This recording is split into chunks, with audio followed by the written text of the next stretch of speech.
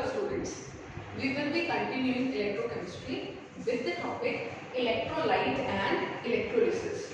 In this part of electrochemistry बेटे हम ये डिस्कस करेंगे कि किस तरह से इलेक्ट्रिसिटी की हेल्प से हम नॉन स्पॉन्टेनियस रिएक्शंस को करवा सकते हैं। तो एक सेंस में हम ये भी कह सकते हैं कि ऐसे प्रोसेसेस जिनमें इलेक्ट्रिसिटी की हेल्प से एक इलेक्ट्रोलाइट का ब्रेकडाउन करवाया जाता है, उस फिनोमेनन को कहते हैं हम इलेक्ट्रोलिसिस।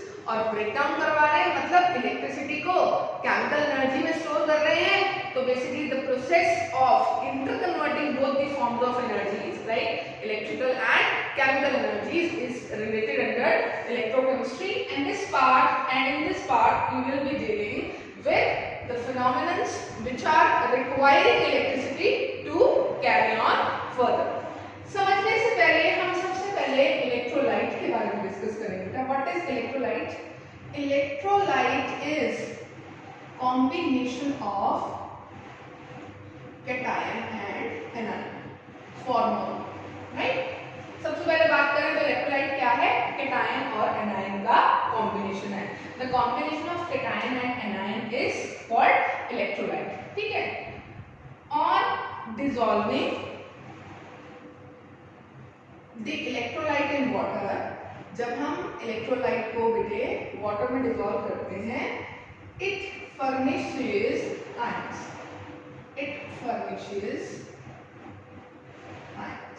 Ions furnish करते हैं, due to which such aqueous solutions are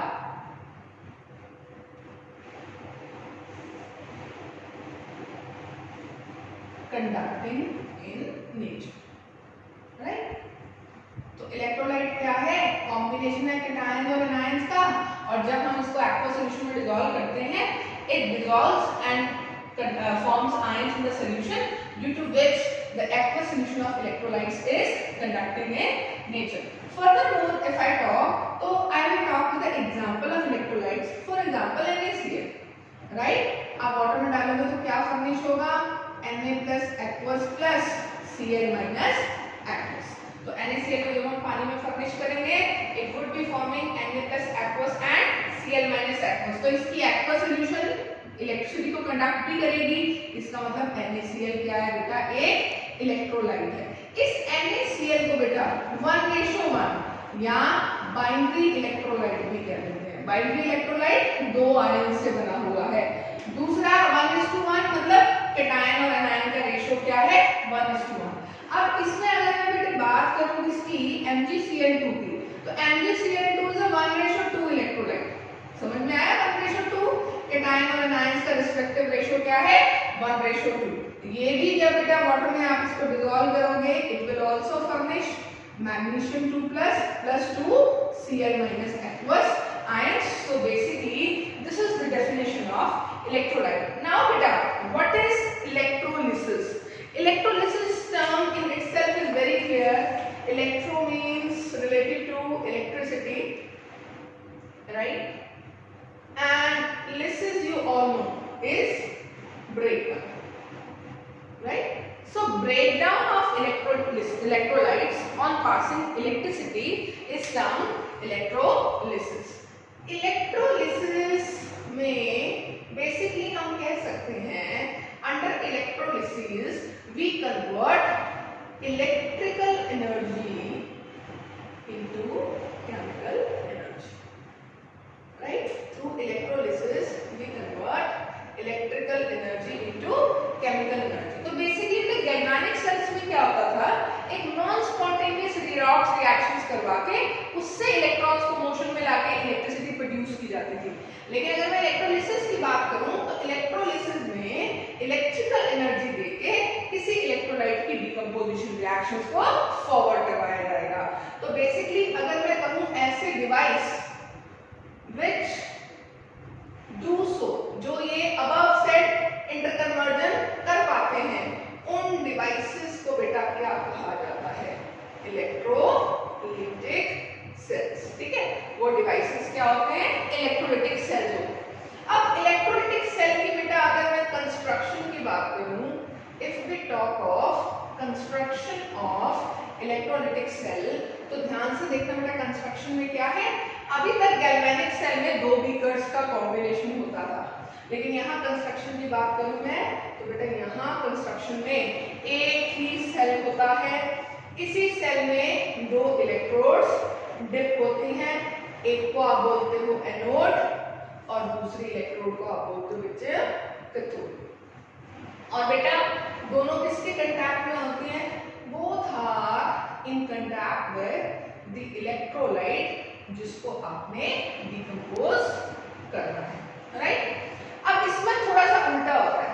galvanic cell की जब हमने बात की थी, गैल्वेनिक सेल में एनोड पे नेगेटिव चार्ज होता है, राइट, लेकिन यहाँ पोलैरिटी रिवर्स होती है। एनोड पे पॉजिटिव चार्ज लगा होता है और कैथोड इज नेगेटिवली चार्ज। तो बेसिकली इन इलेक्ट्रोड्स की हेल्प से इस सॉल्यूशन में करंट पास किया जाता है, और जब आप इलेक्ट्रोलाइट में से करंट पास करते हो तो वो इलेक्ट्रोलाइट डिकम्पोज हो जाता है। फिनोमेनन अभी भी सेम है, पोलैरिटी जरूर रिवर्स है, लेकिन फिनोमेनन अभी भी सेम है कि एनोड पे कौन सी रिएक्शन होगी बेटा? ऑक्सीडेशन, और कैथोड पे कौन सी रिएक्शन होगी? रिडक्शन। ये चीजें सेम है, एनोड पे ऑक्सीडेशन होगा और कैथोड पे क्या होगा? रिडक्शन। इसमें कोई भी चेंजेस नहीं है। फॉर एग्जांपल आपने एक जो इलेक्ट्रोलाइट लिया था वो AXB by suppose AB, right. Suppose एक AB इलेक्ट्रोलाइट लिया था। अब आपको पता है AB इलेक्ट्रोलाइट है तो A पे कैसा चार्ज है? पॉजिटिव, और B पे कैसा चार्ज है? नेगेटिव। तो आपने एक AB इलेक्ट्रोलाइट लिया है। ये जो AB इलेक्ट्रोलाइट है बेटा, इसमें ऑक्सीडेशन किसका होगा?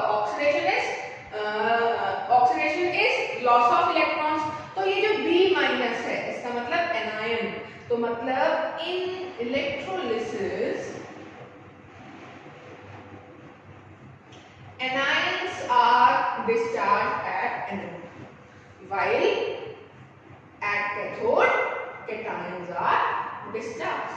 जैसे B माइनस था, B माइनस यहाँ आया, उसने क्या किया? B बना दिया। सपोज ये कोई गैस है, इसने B2 गैस बना दी, ये B माइनस एक्वस था, और साथ में क्या कर दिया? 2 इलेक्ट्रॉन्स को लूज कर दिया। तो इस तरह से ऑक्सीडेशन रिएक्शन हुई। अब कैथोड की तरफ कैटायन नहीं जाने, तो कैटायन का रिडक्शन होगा। सपोज दिस A+ एक्वस, इसने एक इलेक्ट्रॉन गेन किया बेटे, और क्या बना दिया?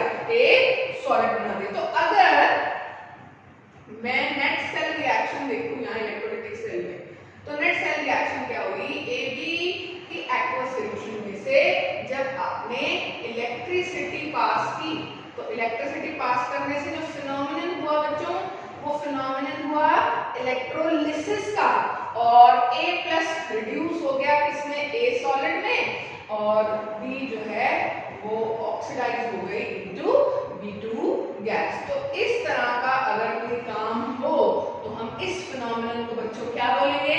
इलेक्ट्रोलिसिस बोलेंगे। और इलेक्ट्रोलिसिस करता क्या है? इलेक्ट्रिसिटी की प्रेजेंस में इलेक्ट्रोलाइट्स का ब्रेकडाउन कैरी आउट करवाता है, राइट। अब हम थोड़ा सा इलेक्ट्रोड्स के बारे में और डिस्कस करेंगे कि इलेक्ट्रोड्स कितने तरह की होती हैं और अलग अलग तरह की इलेक्ट्रोड को यूज करने से जो प्रोडक्ट है वो कैसे अफेक्ट होगा। तो सबसे पहले हम डिस्कस करेंगे बेटा टाइप्स ऑफ इलेक्ट्रोड्स।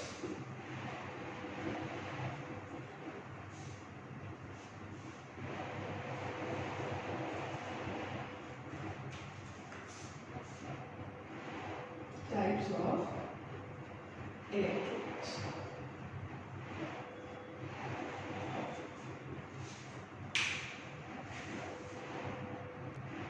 सो बेटा टाइप्स ऑफ इलेक्ट्रोड्स की बात करें तो there are 2 types of electrodes, inert electrodes and active electrodes. Inert electrodes and active electrodes. Inert electrodes which do not participate in the redox reaction occurring in the electrolytic cell. Such electrodes are called inert electrodes. Or the most common example of electrodes that are inert are platinum electrodes and also graphite electrode. Both these electrodes are generally inert. एक example देंगे हम, electrolysis of molten NaCl using platinum electrodes, है ना। तो देखना जरा, अब देखो प्लैटिनम बहुत महंगा है लेकिन इनर्ट तो है डेफिनेटली, लेकिन जो इसका सब्स्टिट्यूट हम यूज करते हैं, वो सब्स्टिट्यूट हम जो यूज करते हैं दैट इज ग्रेफाइट। तो जरा देखना बेटा, ये हमने इलेक्ट्रोलाइटिक सेल लिया, 2 ग्रेफाइट इलेक्ट्रोड लगा दी, बैटरी से कनेक्ट कर दिया। आपको पता है मोल्टन NaCl है तो Na+ और Cl- जाएगा। पॉजिटिव पोलैरिटी किसकी है? एनोड की। नेगेटिव पोलैरिटी किसकी है? कैथोड की। अभी बोला था इलेक्ट्रोलिसिस में कैटायन किसकी तरफ जाता है? कैथोड की तरफ, सॉरी कैटायन कैथोड की तरफ। तो ये कैटायन कैथोड की तरफ जाएगा, इलेक्ट्रॉन लेगा और इसी कैथोड के ऊपर डिपॉजिट हो जाएगा कौन? सोडियम। और आपको पता है एनायंस किसकी तरफ जाते हैं? एनायंस एनोड की तरफ जाते हैं और ऑक्सीडाइज होते हैं। Cl की फॉर्म में है और Cl2 की फॉर्म में ऑक्सीडाइज हो जाएगा बेटा, and finally it will be released in the term of chlorine gas. So बेटा if I talk of net cell reaction here, right, net cell reaction, तो what would be the net cell reaction going on here? तो हमने क्या किया था, NaCl molten लिया था बच्चों, इसमें से इलेक्ट्रिसिटी पास करवाई तो इलेक्ट्रोलिसिस हुआ उस चीज का, और इलेक्ट्रोलिसिस होने से हमें सोडियम सॉलिड और क्लोरीन गैस जो है वो रिलीज होते हुए मिली है। तो देखो कहीं से भी इन इलेक्ट्रोड्स ने रिएक्शन में एक्टिवली पार्टिसिपेट नहीं किया। पार्टिसिपेट नहीं करने का मतलब यही है कि ना तो वो किसी भी तरह की ऑक्सीडेशन में पार्टिसिपेट किया, ना ही किसी तरह की रिडक्शन में पार्टिसिपेट किया। तो ऐसी इलेक्ट्रोड जो सिर्फ सरफेस प्रोवाइड करती है करंट पास करने का इलेक्ट्रोलाइट में से, उन इलेक्ट्रोड्स को बेटा क्या कहा जाता है? Inert electrode. Now we talk of active electrodes. What are active electrodes? If inert electrodes were not participating in the redox reaction, active electrode would definitely be participating in the redox reaction. So active electrodes are electrodes which participates in the redox reaction. Right? बेटा ये आपने बहुत अच्छा example कहाँ पढ़ा होगा? Class 10th में पढ़ा होगा। कैसे? प्यूरिफिकेशन ऑफ इम्प्योर मेटल, है ना। जब आप प्यूरिफिकेशन करते हैं इम्प्योर मेटल का, तो बच्चों आप क्या करते हैं? हम थिक इम्प्योर मेटल रोड को, थिक इम्प्योर मेटल रोड को एनोड बना देते हैं और थिन प्योर मेटल रोड को बच्चों कैथोड बना देते हैं। ठीक है। तीसरी चीज क्या रह गई? इलेक्ट्रोलाइट। और इससे मेटल सॉल्ट की सॉल्यूशन को हम बच्चों क्या बना देते हैं? इलेक्ट्रोलाइट बना देते हैं। ठीक है। एक एग्जांपल मैं आपके पास डिस्कस करती हूँ कॉपर का। आप सबने क्लास 10th में कॉपर की रिफाइनिंग पढ़ी होगी। उसमें बेटा आपने थिक इम्प्योर रॉड को एनोड बनाया था और थिन प्योर मेटल रोड को कैथोड बनाया था। तो दिस इज बेटा कॉपर सॉलिड, है ना, and this is impure and this has been made it like anode, and this is again copper solid, but this time it is pure and the surface it is acting for is cathode. तो copper solid impure anode, copper solid pure cathode, और आपने इसको रखा हुआ है copper के ही aqueous solution, ठीक है, CuSO4 का aqueous solution। अब बेटा इसमें होता पता क्या है? एक्चुअली काम वही होगा जिसको करवाने में बच्चों जो पोटेंशियल रिक्वायर्ड है वो रिलेटिवली कम रिक्वायर्ड है। अगर पोटेंशियल रिक्वायर्ड कम है तो वो काम जल्दी हो जाएगा, राइट। तो पोटेंशियल रिक्वायर्ड अगर कम है वही काम होगा। तो सपोज यहाँ एनोड है और एनोड पर ऑक्सीडेशन होना है, तो बेटा इलेक्ट्रोड के एक्टिव होने की वजह से इलेक्ट्रोड का जो कॉपर है वो ऑक्सीडाइज हो जाता है into copper 2 plus aqueous electron, मतलब इस इलेक्ट्रोड में से ही ये इलेक्ट्रोड टूट के कॉपर 2+ सॉल्यूशन को देना शुरू कर देती है। तो बेटा फिर at the same time cathode पे क्या होता है, कैथोड पे रिडक्शन होना है, सॉल्यूशन का जो कॉपर 2+ एक्वस है वो 2 इलेक्ट्रॉन्स लेके रिड्यूस होके इसी मेटल सरफेस के चारों ओर कोट हो जाता है, ये चीज यहाँ चली जाती है। तो बेसिकली आपने क्या किया, इस तरह का प्रोसेस करवा के इम्प्योरिटीज जो है वो तो नीचे ही इकट्ठी हो गई, लेस इलेक्ट्रोनेगेटिव, और इन इम्प्योरिटीज को बेटा हम कहते हैं क्या, एनोड मड, राइट। किसी भी इम्प्योर मेटल रोड को जब आप इलेक्ट्रोलिसिस की हेल्प से प्योर करते हो तो मेटल तो रिडॉक्स रिएक्शन के थ्रू प्योर वाली साइड पे डिपॉजिट होना शुरू हो जाता है, और जो इम्प्योरिटीज हैं वो इस इम्प्योर एनोड में से नीचे गिरती हुई इकट्ठी हो जाती हैं, और इन इम्प्योरिटीज को ही क्या कहा जाता है, एनोड मड। अब इस मेटल की प्यूरिफिकेशन में एनोड मड में क्या चीजें मिलेंगी, anode mud will always contain less electronegative metals, ठीक है। अब जैसे हम कॉपर की डिस्कशन कर रहे हैं तो पूछा जाए कॉपर की एनोड मड में कौन मिलेगा, तो कॉपर की एनोड मड में हमें ऐसे मेटल्स मिलेंगे जो कॉपर के कंपैरिजन में लेस इलेक्ट्रोनेगेटिव हो या लेस रिएक्टिव हो।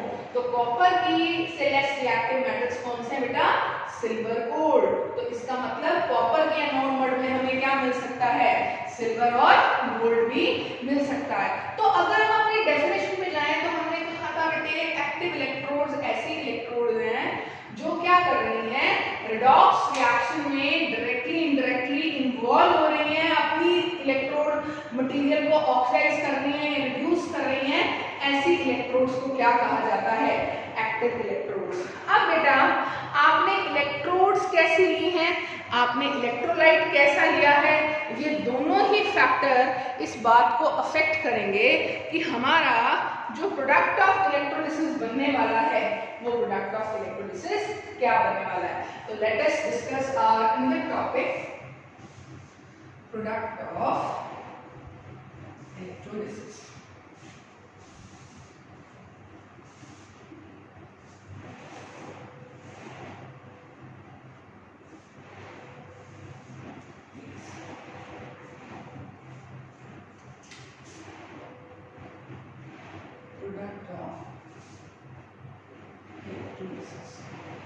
ठीक है, प्रोडक्ट ऑफ इलेक्ट्रोलिसिस बताने के लिए बेटा सबसे पहले हमें super trick, right, so today's super trick we will be discussing, एक सुपर ट्रिक याद करनी है।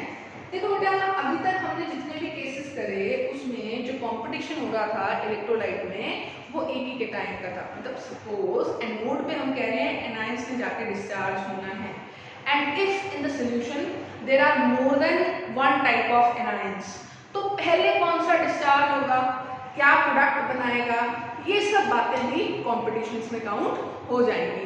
तो उसको देखते हुए हम कैसे बता सकते हैं कि किसी भी कंडीशन में जो इलेक्ट्रोलिसिस है उसका प्रोडक्ट क्या रहने वाला है। Let us see at cathode, ठीक है बेटा, कैथोड पे कौन जाके डिस्चार्ज होते हैं, कैथोड पे कैटायंस डिस्चार्ज होते हैं,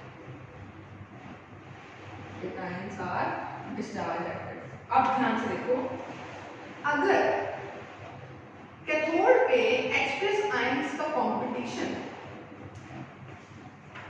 चापा में से किसी भी मेटल के साथ हो जाता है, अगर कैथोड पे H+ का कंपटीशन, H+ आयन का कंपटीशन चापा में से किसी भी मेटल के साथ हो जाता है, तो चापा का मतलब बेटा C का मतलब कॉपर, Hg, सिल्वर, प्लैटिनम, कई जगहों पर लेड भी कहा जाता है, एंड गुड, ठीक है। अगर इनमें से किसी भी आयन का कंपटीशन है ना H+ आयन के साथ हो जाता है तो जीत हमेशा चापा मेटल्स की होगी, मतलब डिस्चार्ज कौन होगा, चापा। तो मतलब अगर कॉपर 2+ आयन का कंपटीशन सॉल्यूशन में H+ से है तो H+ से पहले जाके डिस्चार्ज कौन होगा, कॉपर 2+। अगर मैं बात करूं इसके अलावा, मतलब H+ के अलावा, H+ के कंपटीशन में चापा के अलावा कोई अदर कैटायन आ जाए, है ना, अदर कैटायन आने का मतलब बेटा सोडियम आ जाए, मैग्नीशियम आ जाए, एल्युमिनियम आ जाए, इस तरह के कोई आयंस आ जाए तो बेटा ऐसे केस में जो जीत होती है वो H+ आयन की जीत होती है और H+ आयन कैथोड पर रिड्यूस होकर कैसे निकल जाता है एज हाइड्रोजन गैस निकल जाता है। ये चीजें बेटा आपने ध्यान में रखनी है क्योंकि अभी मैं कुछ एग्जांपल्स करवाऊंगी तो उन एग्जांपल्स में आपको पता होना चाहिए कि किस आयन की कंपटीशन में दूसरे किस आयन की प्रेफरेंस ज्यादा है। तो कैथोड में तो बेटा आपने ये चीज याद रखनी है। If I talk of anode, anode पे क्या हो रहा है देख लेते हैं। एट एनोड होना तो बेटा ऑक्सीडेशन ही है एनोड पे, लेकिन एनोड पे डिस्चार्ज कौन होते हैं, एनायंस आर डिस्चार्ज। ठीक है, अब एनायंस डिस्चार्ज होते हैं तो देखिए अगर OH- का कंपटीशन, ठीक है, अगर OH- का कंपटीशन Cl-, Br- या I- में से किसी से भी हो जाता है ना, इसको मैं कॉमनली कह देती हूँ X-, है ना। फ्लोरीन को काउंट नहीं करते यहाँ पे क्योंकि एक्वस सॉल्यूशंस में फ्लोराइड से फ्लोरीन बनाना और इस एक्सोथर्मिक रिएक्शन को लैबोरेटरी स्केल पे हैंडल कर पाना बहुत ही डिफिकल्ट होता है, इसलिए हम फ्लोरीन फ्लोराइड की बात नहीं करते। और वैसे भी फ्लोरीन स्ट्रॉन्गेस्ट ऑक्सीडाइजिंग एजेंट है, किसी ना किसी चीज को तो ढूंढ ही लेगा टू गेट इटसेल्फ रिड्यूस्ड, और कुछ नहीं तो अगर फ्लोरीन गैस निकल रही है उसको पानी भी मिल गया ना तो वो पानी को भी क्या कर देगा, ऑक्सीडाइज कर देगा और खुद F- में रिड्यूस हो जाएगा। तो इसलिए हम F- की डिस्कशन यहाँ नहीं करते हैं।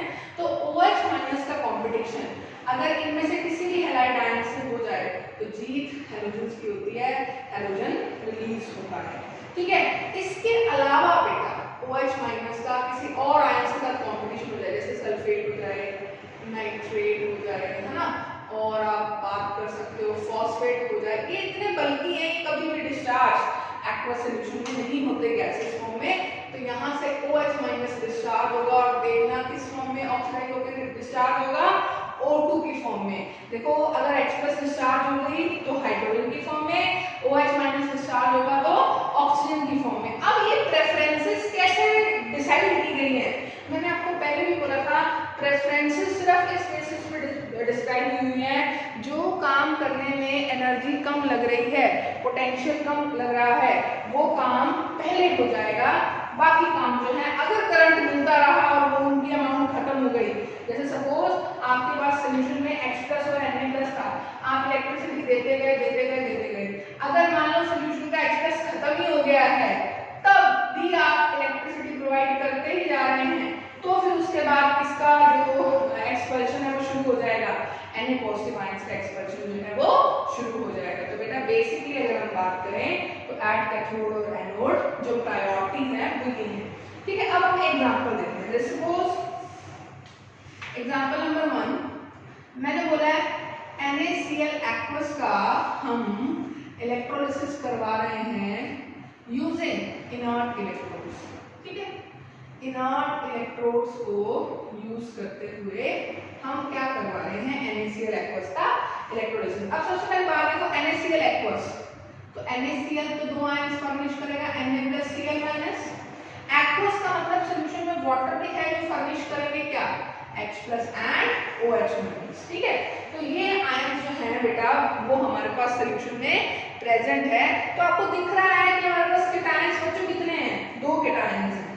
तो at cathode and at anode, cathode पे कौन जाएंगे, कैटायंस, एनोड पे कौन जाएंगे, एनायंस। ठीक है, कैटायन जाएगा तो कैटायन हमारे पास दो है बच्चों, Na+ और H+, और हमने पढ़ा था जब भी Na+ और H+ का कंपटीशन हो जाए डिस्चार्ज हमेशा पहले कौन होगा, H+ होगा, और आपको अगर रिडक्शन होगा तो 2H+ एक्वस या H+ aqueous plus electron is forming half H2 gas, right. अब बात आ गई एनोड, एनोड पे एनायंस से जाना, दो एनायंस है Cl- और OH-, और पढ़ा हमने OH- का कंपटीशन जब भी Cl- से हो गया बच्चों तो डिस्चार्ज पहले कौन होगा, Cl- डिस्चार्ज होगा। Cl- डिस्चार्ज होने का मतलब it will readily lose one electron to form chlorine gas. तो बेसिकली अगर मैं कहूं कि आपने NaCl एक्वस का इलेक्ट्रोलिसिस करवाया है यूजिंग इलेक्ट्रोड्स, तो आपको एक प्रोडक्ट क्या मिला है, हाइड्रोजन गैस, एक प्रोडक्ट क्या मिला है, क्लोरीन गैस। तो बच्चों अब रह क्या गया, सॉल्यूशन में जो डिस्चार्ज नहीं हुआ, Na+ डिस्चार्ज नहीं हुआ और OH- डिस्चार्ज नहीं हुआ, तो इसका मतलब यहाँ साथ में हमें क्या मिलेगा, NaOH भी मिलेगा। तो इसका मतलब अगर हम एक्वस NaCl सॉल्यूशन का इलेक्ट्रोलिसिस करवाते हैं तो हमें जो प्रोडक्ट मिल रहे हैं वो क्या मिल रहे हैं, hydrogen gas, chlorine gas followed by NaOH aqueous.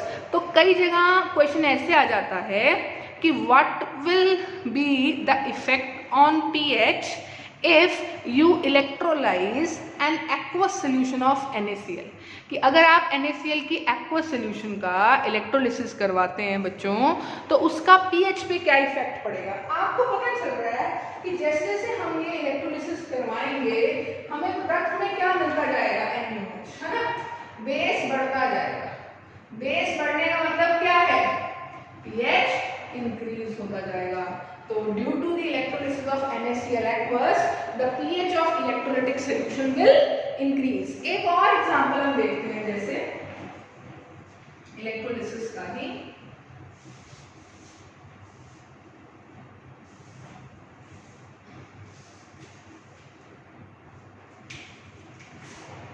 Example number 2, electrolysis of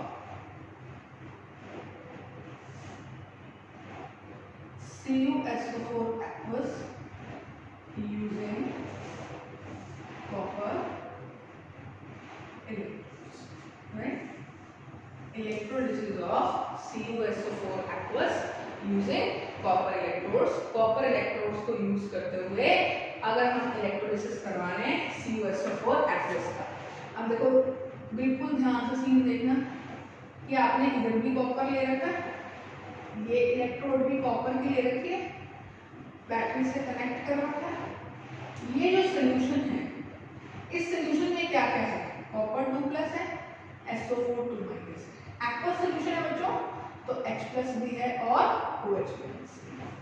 ठीक है, अब ध्यान से देखना, इलेक्ट्रोड एक्टिव है तो बेटा इलेक्ट्रोड पार्टिसिपेट करेगी ना सोल्यूशन का, कोई आयन जाके इसमें डिस्चार्ज होगा, ऑब्वियसली इलेक्ट्रोड पार्टिसिपेट करेगी। और पार्टिसिपेट करने का मतलब है यहाँ से सोल्यूशन में टूट के क्या आ जाएगा, कॉपर 2+। तो अगर मैं बात करूं कि बच्चों इस केस में एट एनोड क्या होगा, तो एट एनोड जो कॉपर सॉलिड इलेक्ट्रोड है वो पार्टिसिपेट करेगी, ऑक्सीडाइज हो जाएगी किसमें, कॉपर 2+ एक्वस प्लस 2 इलेक्ट्रोड में, एनोड जो है वो इस तरह से निकल जाएगी। अब सोल्यूशन में देखो कितनी चीजें, और वैसे भी ये कैथोड है ना, तो कैथोड पे कैटायन डिस्चार्ज होगा। तो अब आप देखो कि आपके पास सोल्यूशन में कितने कैटायन हैं। अब देखो ये रिड्यूस इलेक्ट्रोड माइनस तो आ नहीं सकती है ना, कॉपर कॉपर माइनस थोड़ी आएगा कि आप कहो कि मैम ये भी अगर टूट के सोल्यूशन में आ रहा था तो ये वाली इलेक्ट्रोड भी सोल्यूशन में आ सकती थी, नहीं आएगी। रीजन कॉपर को कॉपर माइनस में भेजना किसी भी सेंस में फिजिबल नहीं है। तो अगर हम कैथोड की बात करें तो कैटायंस देखने होंगे, दो कैटायन है कॉपर 2+ और H+। क्या कॉपर 2+ चापा वाले मेटल्स में से आता है, डेफिनेटली आता है, तो H+ को बीट करेगा। कॉपर 2+ एक्वस जो है यहाँ पर डिस्चार्ज हो जाएगा एज कॉपर सॉलिड, मतलब ये जो सोल्यूशन का कॉपर है ये धीरे धीरे गिर जाएगा और यहाँ पर क्या हो जाएगा, डिपॉजिट हो जाएगा।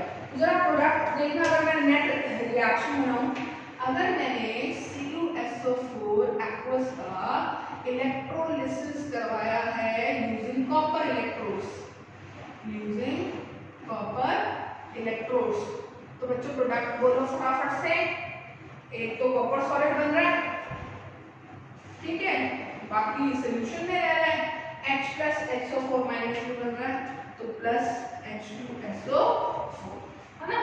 कॉपर सॉलिड तो डिपॉजिट हो रहा है इलेक्ट्रोड का, और सोल्यूशन में जो बचा रह रहा है वो क्या बचा रह रहा है, H2SO4। ये OH- पानी से आ रहा है तो ये पानी में ही रहेगा। अब ये जो H2SO4 है ये कैसा एसिड है, स्ट्रॉन्ग एसिड है, स्ट्रॉन्ग एसिड है, तो आफ्टर इलेक्ट्रोलिसिस सोल्यूशन के H+ आयंस की कंसंट्रेशन को इंक्रीज कर देगा। H+ आयन की कंसंट्रेशन को इंक्रीज करने का मतलब है बेटे pH क्या कर देगा, डिक्रीज कर देगा। तो बेटा this is what we have discussed about electrolyte, electrolysis, electrolytic cell, types of electrodes that are used in electrolysis, as well as the product of electrolysis which is affected by using either inert electrodes or active electrodes. Further बच्चों, we will be discussing regarding the laws which governs the amount of substance produced, deposited or released during electrolysis.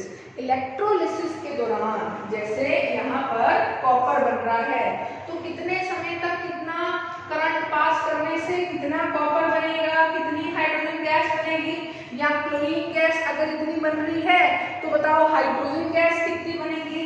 इन सब सवालों को sum up किया गया है दो experimental verifications में, जिन्हें हम क्या कहते हैं, फैराडेज लॉ।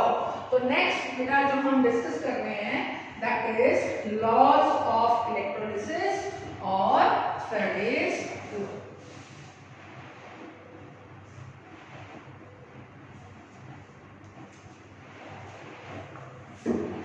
Yes, बच्चों, laws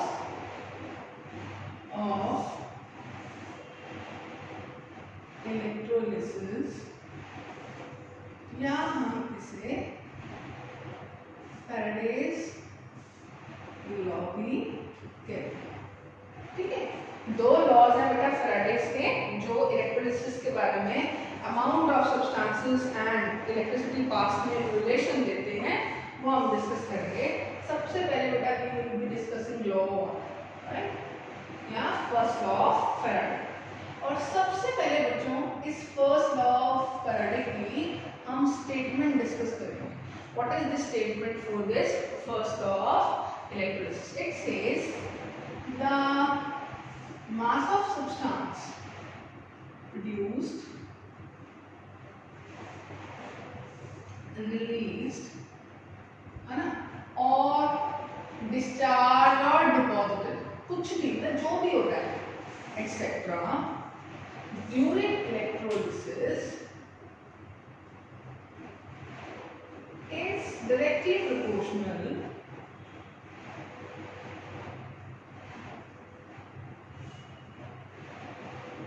to the quantity of electricity passed,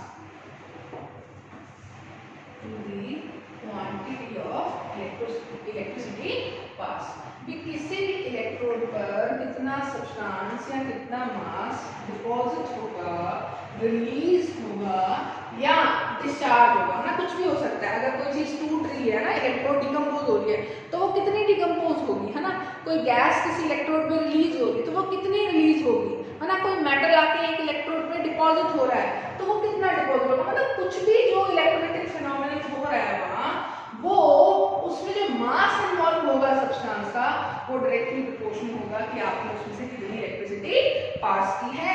तो अगर मैथमेटिकली जाए बेटा, तो मैथमेटिकली क्या होगा, मैथमेटिकली बच्चों W is proportional to Q.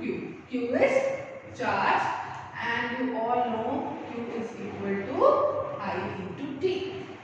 Q is charge, है ना, charge is in coulombs, I is current, current should be in amperes, and T is time, time should be in seconds. If this is so, then mass would be in grams.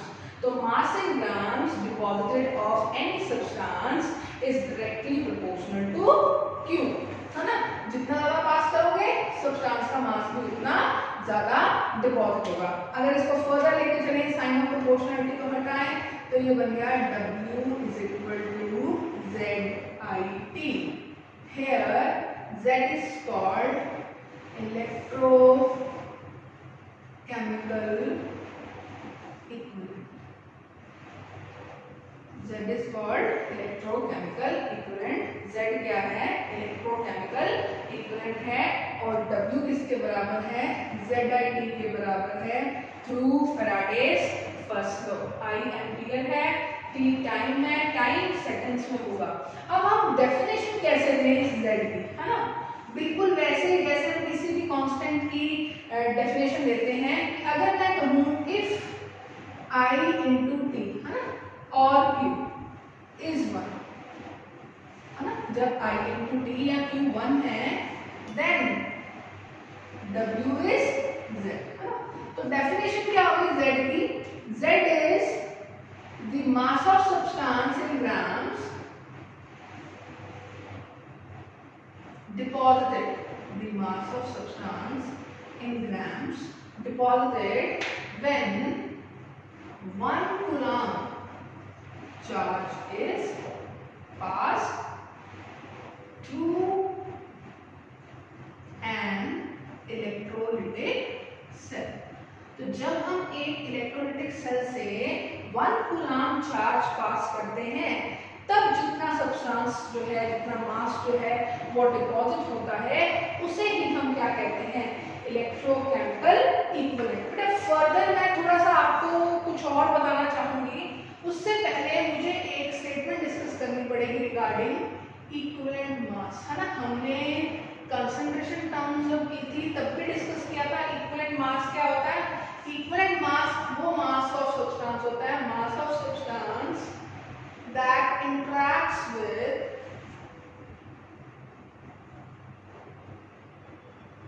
One mole electrons, किसी भी substance का वो मास जो 1 मोल electron के साथ interact करता है।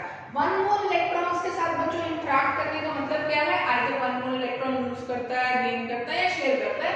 तो मतलब directly indirectly it is related to 1 mole of electron. So mass of substance that interacts with 1 mole of electron is called its equivalent mass. और हमने पढ़ा था charge on 1 mole of electron, charge on 1 mole of electron is 1 Faraday, है ना, और magnitude wise ये किसके बराबर होता है?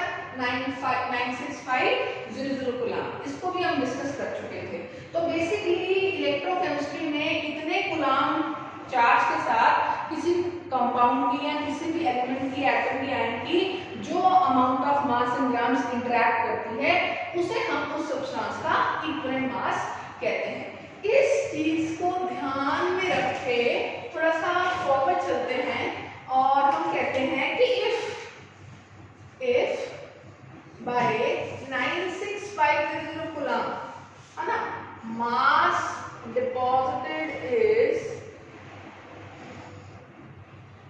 इज ई ग्राम्स, है ना। इक्विवेलेंट मास जो है वो ई है और किससे इंटरैक्ट कर रहा है? इससे इंटरैक्ट कर रहा है। तो अगर 9650 कूलम्ब बच्चों आप मास पास कर चार्ज पास कर रहे हो और मास ई ग्राम डिपॉजिट हो रहा है तो 1 कूलम्ब चार्ज से बेटा कितना पास होगा, कितना डिपॉजिट होगा? E by 9650 grams and बेटा this is Z electrochemical equivalent. हमने कहा वो मास जो 1 कूलम्ब चार्ज पास करने से डिपॉजिट होगा वो Z है, और हमने प्रूव कर दिया कि 1 कूलम्ब चार्ज पास करने से जो मास इन ग्राम्स डिपॉजिट होगा वो होगा E by 96500। तो बेसिकली बच्चों अगर मैं कहूँ Z is E by 96500, this is very true. और आप सबको पता है बच्चों इक्विवेलेंट मास हमेशा किसके बराबर होता है? Molar mass by n factor. ये सब बातें हम पहले वाले चैप्टर में करके आए हैं। और n फैक्टर आप सबको पता है रेडॉक्स रिएक्शन में किसके बराबर होता है? नंबर ऑफ इलेक्ट्रॉन्स लॉस्ट या नंबर ऑफ इलेक्ट्रॉन्स गेन के बराबर। अब बेटा देखो इस जगह हम वापस आते हैं, ठीक है। हमने कहा था मैथमेटिक्स क्या कहती है, फर्स्ट लॉ ऑफ थर्मोडायनामिक्स की, कि भाई W बराबर है ZIT। अभी बोला W किसके बराबर हो गया? E by 9650 IT। और अपनी पुरानी नॉलेज से हमें पता है कि इक्विवेलेंट मास किसके बराबर होता है? Molar mass by n factor. तो W बच्चों किसके बराबर हो गया? Molar mass by n factor into IT by 96500। तो कॉम्पिटिटिव्स के लिहाज से, बोर्ड्स के लिहाज से फर्स्ट लॉ ऑफ फैराडे का ये जो एक्सप्रेशन है ये बहुत काम आता है। मैं फिर से बता देती हूँ, W क्या है? W है mass in grams deposited, M molar mass of substance, N उस सब्सटेंस का N फैक्टर कि वो स्पीशीज टोटल कितने इलेक्ट्रॉन्स लूज कर चुकी है, गेन कर चुकी है, I current pass in amperes, T time. अब बच्चों एक बार डिस्कशन करवाते हुए एक बच्चे ने मुझे इसका और मॉडिफिकेशन दे दिया, कहता मैम हर बार मोल से पूछा जाता है, तो मैं अगर W बाय मोलर मास कर दूं इधर, है ना, ये देखो मोलर मास को इधर लेके W बाय मोलर मास, तो इधर क्या रहेगा 1 by n into IT by 9650, है ना, ये रह गया। और W बाय मोलर मास को हम क्या कह सकते हैं बच्चों? मोल्स कह सकते हैं। तो देखो कितना सिंपलाइज हो गया कि मोल्स किसके बराबर हो गया? 1 by n into IT by 96500। तो अच्छा 5.6 ग्राम है तो कितना करंट पास? सारी कैलकुलेशंस की जो प्रॉब्लम है वो सॉल्व हो जाएगी जब आप इस W बाय मोलर मास को क्या ले लोगे? मोल्स ले लोगे। तो बेटा this is first law of electrolysis named as first law of Faraday. First law of Faraday ने सिर्फ ये रिलेशन दिया है कि अगर आप किसी इलेक्ट्रोलाइटिक सेल में से इलेक्ट्रिसिटी पास करवा रहे हैं तो सेल की सब्सटेंसेस की कितनी अमाउंट इंटरैक्ट करेगी, इन्वॉल्व होगी। इन्वॉल्व होने का मतलब अगर वो सब्सटेंस प्रोड्यूस हो रहा है तो कितनी प्रोड्यूस होगी, कोई गैस रिलीज होगी तो गैस कितनी रिलीज होगी, कोई सब्सटेंस डिस्चार्ज हो रहा है तो वो कितना डिस्चार्ज होगा, डिपॉजिट होगा, उसको इलेक्ट्रिसिटी से रिलेट किया था फर्स्ट लॉ ऑफ फैराडे ने। बेटा नेक्स्ट जो हम डिस्कस करेंगे that would be Faraday's second law. So we will be discussing further now second law of Faraday.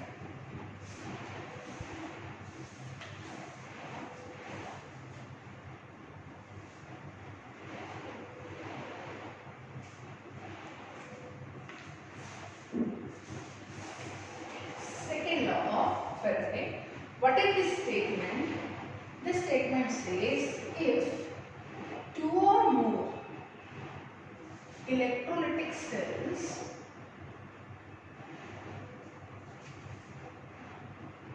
are connected in series, then the amount of substance deposited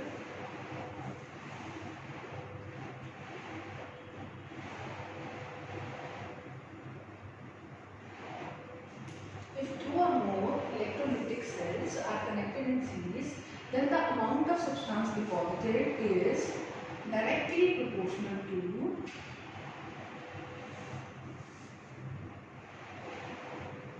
their electrochemical equivalence, right? ठीक है, वो कह रहा है अगर आपने दो या दो से ज्यादा इलेक्ट्रोलाइटिक सेल को सीरीज में कनेक्ट कर दिया, बच्चों सीरीज में कनेक्ट करने का मतलब है क्या सेम रहेगा? करंट या वोल्टेज? ऑब्वियसली करंट,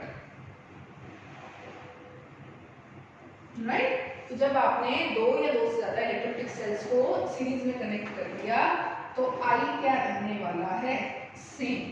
और सेम टाइम के लिए जब आप इसमें से आई पास कर रहे हो तो दोनों ही सेल्स में क्यू क्या हो जाएगा? सेम, है ना। यहाँ पर जो W1 डिपॉजिट होगा बेटा वो किसके बराबर होगा? Z1Q। और यहाँ जो W2 मास डिपॉजिट होगा वो किसके बराबर होगा? Z2Q। Q is same because both the cells are connected in series and the current is passed for the same time. So W1 by W2 beta will be equal to Z1 by Z2. ठीक है, will be directly proportional to their electrochemical equivalent or will be in the ratio of that, है ना। और we can say W1 by W2 will be equal to E1 by E2, है ना, because Z1 was equal to E by 9650. Now E is equal to molar mass by molar mass को मैं m से represent कर रही हूँ, molar mass by n factor. तो हम कह सकते हैं बच्चों W1 by W2 is equal to m1 by n1 into m2 by n2. This is the statement 4 second law of Faraday. तो सपोज बेटा हम एक एग्जांपल डिस्कस करते हैं इसमें। सपोज यहाँ पर हमारे पास 3 इलेक्ट्रोलाइटिक सेल्स है। Suppose we are having 3 electrolytic cells connected in series. यहाँ पर जो इन्वॉल्वमेंट है वो AgNO3 का है, यहाँ पर जो इन्वॉल्वमेंट है वो FeCl2 का है, और यहाँ पर जो इन्वॉल्वमेंट है वो AlCl3 का है। तो अगर कहा गया कि इतना करंट पास कर रहे हो आप इसमें से कि if moles of Ag deposited are 0.03, है ना। आपने इतना चार्ज पास किया कि जो Ag के मोल्स मिले आपको कितने मिले, 0.03 मोल्स मिले।